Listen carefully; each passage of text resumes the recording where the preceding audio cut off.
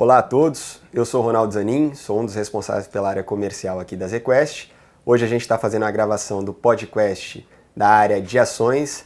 Conto com a presença ilustre aqui do Eduardo Carlier, um dos responsáveis pela gestão dos fundos de ações aqui da ZQuest. E como a gente sempre faz, a ideia é a gente passar um pouco sobre cenário, tanto internacional quanto local, como isso se traduz em estratégias de investimento e um pouco da visão micro, né? Um pouco dos detalhes do que está acontecendo nas empresas. Edu, a gente vem discutindo bastante sobre o cenário macro internacional, principalmente o que vem acontecendo nos Estados Unidos, China, Europa, e a gente não tem a menor dúvida que o movimento nessas economias vem trazendo grandes impactos aqui para a Bolsa, tanto Bolsa do ponto de vista global, quanto principalmente aqui no mercado local. Como é que você está enxergando todos esses movimentos, os impactos e principalmente, né, hoje a gente está já no início de agosto gravando essa conversa, a gente viu movimentos de preços bastante expressivos nesse passado recente, né?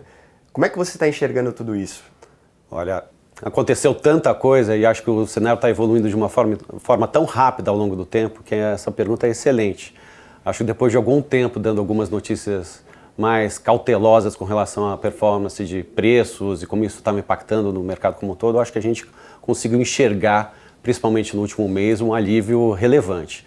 E ele está espalhado em todos os temas que você possa imaginar.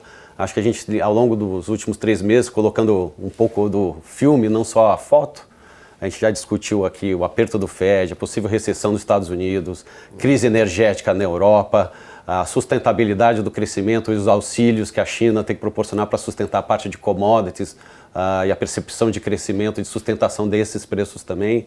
A gente já discutiu o fiscal aqui do Brasil e a gente está na véspera ainda das eleições. Exato. Então a gente tem uma infinidade gigantesca de temas para tratar, mas acho que a notícia positiva é que na margem você teve uma evolução positiva, principalmente quando a gente vai atribuir o que está acontecendo no Brasil.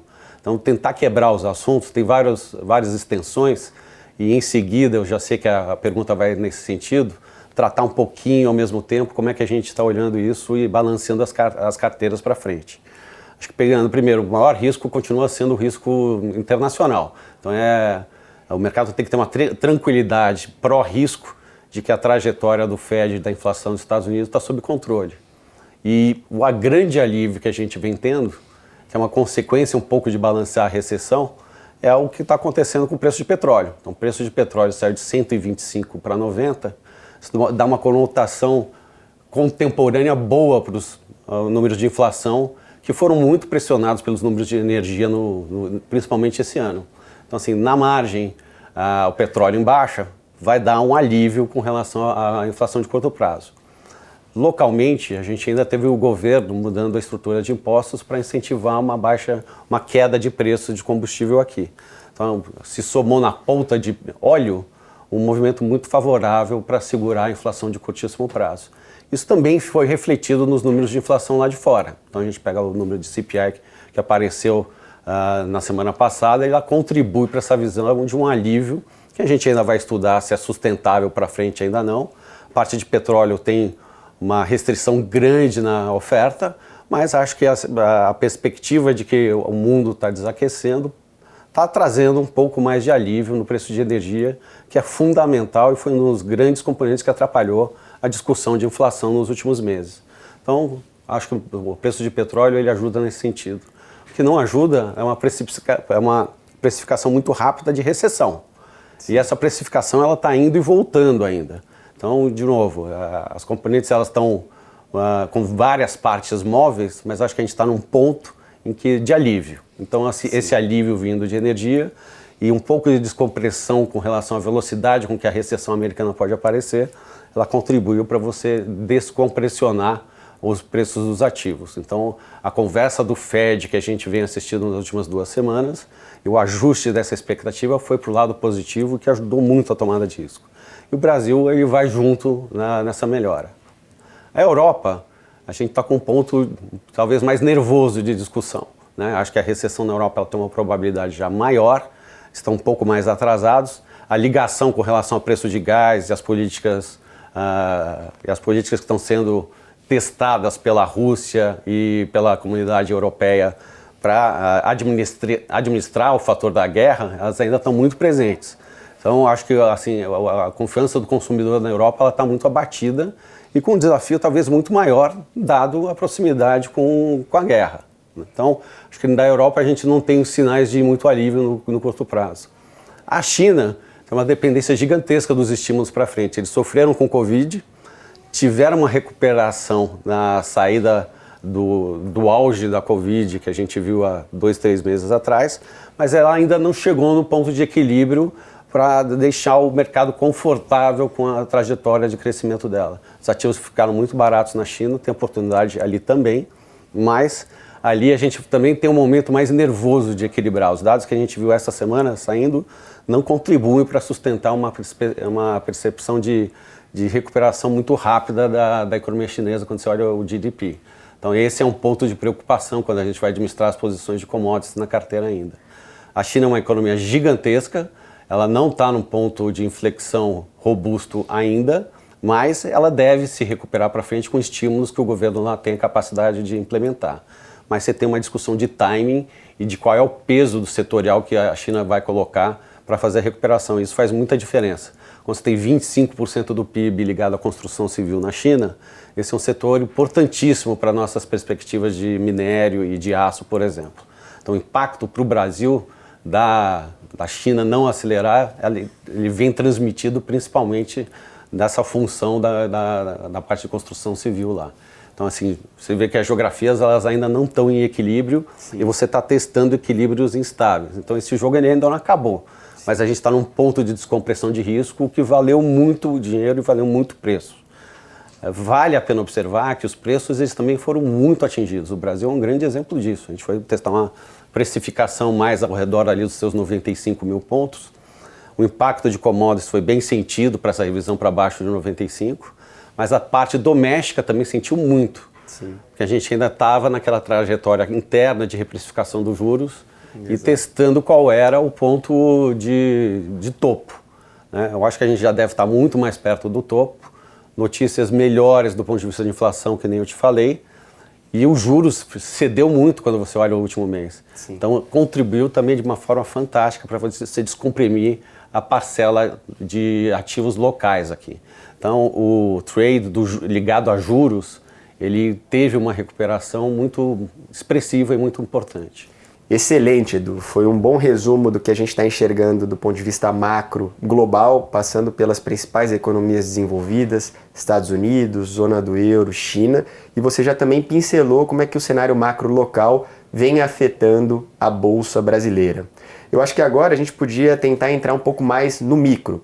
A gente vem vendo, né, uma série de resultados sendo divulgados das empresas e que esses resultados também indicam um pouco de como as empresas vêm reagindo tanto ao cenário macro que você acabou de nos explicar, mas também às especificidades de cada uma das empresas, setores, segmentos e por aí vai. Você consegue dar um apanhado aí de como você está avaliando esses resultados? Eu acho que infelizmente a gente teve que fazer um pouco desse resumo macro, mas acho que agora cola muito bem no que a gente está vendo. Eu acho que e tem algumas dicotomias que são interessantes da gente discutir aqui.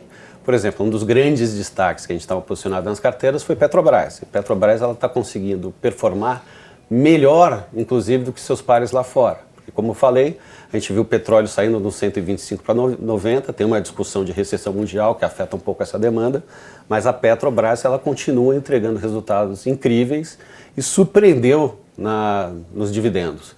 Então, a precificação de Petrobras é um grande destaque no último mês. Ela subiu mais de 35%, uma posição que a gente vem carregando, uma posição que, de certa forma, foi nervosa, dada a discussão de política de preços, que fica um pouco mais aliviada com o preço caindo. Então, a gente continua apostado em Petrobras na carteira, uma das principais apostas. A gente usa sempre um pouquinho para ir mencionando o tático de Petrobras ao longo do tempo, mas continua sendo uma das apostas que a gente vem carregando na carteira praticamente o ano inteiro, de uma forma com consistência. Se a gente for olhar os bancos, já pegando o gancho para resultados, o Itaú deu mais um resultado espetacular. A gente também está alocado em Itaú já ao longo do tempo desse ano. Aqui todo o dinamismo foi capturar essa tendência de taxa de juros e observando o risco da carteira do lado de inadimplência ao longo do tempo. A qualidade do resultado do Itaú está muito interessante, ela continua sendo uma das apostas que a gente acha que tem um preço relativo bom para carregar, um bom carrego, logicamente observando qual é a dinâmica de inadimplência que continua pressionada quando você vai ver o mercado como um todo. Uma das outras apostas que a gente tem na carteira, já ligando, é o Banco do Brasil.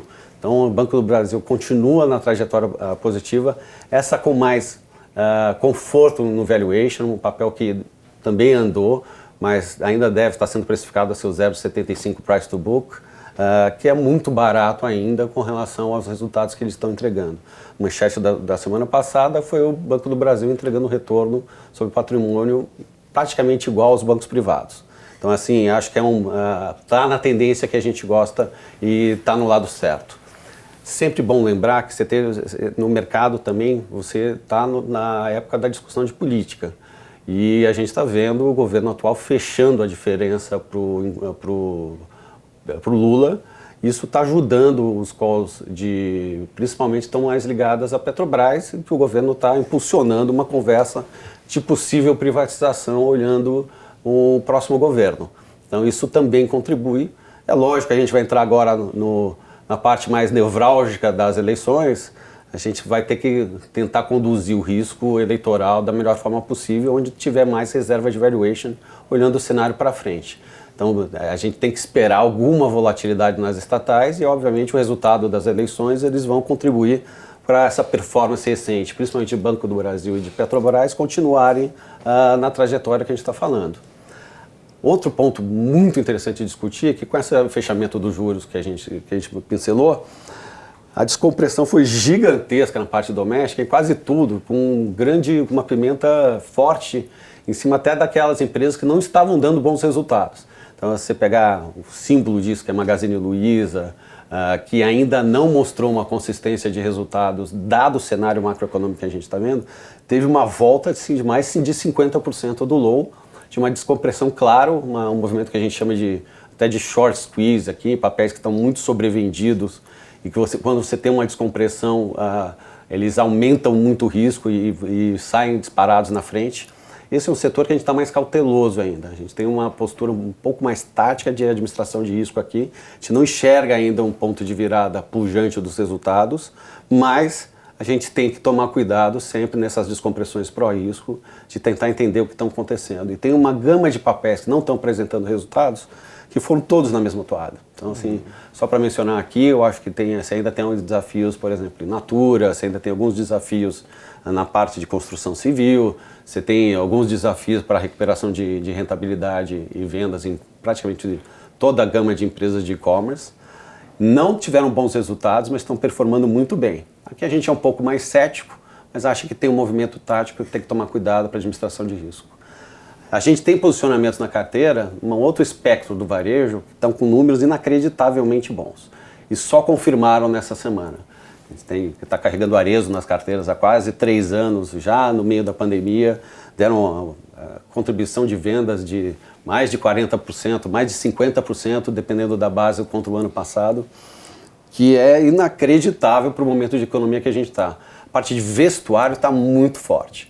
Consequência da reabertura, então eles ainda estão capturando a reabertura, e consequência desse reequilíbrio de portfólio de gastos. Quem gastou muito com e-commerce, comprando geladeira, televisão nos anos anteriores, principalmente no auge da pandemia, agora estão pegando esse orçamento e gastando em roupa para poder sair e poder voltar à vida normal. Então, a performance no varejo de vestuário não é nada além de impressionante. Então, e a gente vem carregando já essas posições há algum tempo. Então, a gente já tem track and field na carteira há algum tempo, desde o IPO. A gente fez recentemente, nos últimos 2, 3 meses, uma volta para a lojas Renner, que captura também isso com uma empresa de alta qualidade. E a gente tem Arezzo, que eu estava conversando aqui já agora há pouco, que está dando um resultado, no mínimo, impressionante. Então, acho que a carteira continua, Ronaldo, numa posição de tentar equilibrar esses temas. Acho que a gente não está num momento assim muito monotemático quando você olha o histórico, mas a gente foi para um posicionamento mais pró-risco, olhando o último mês.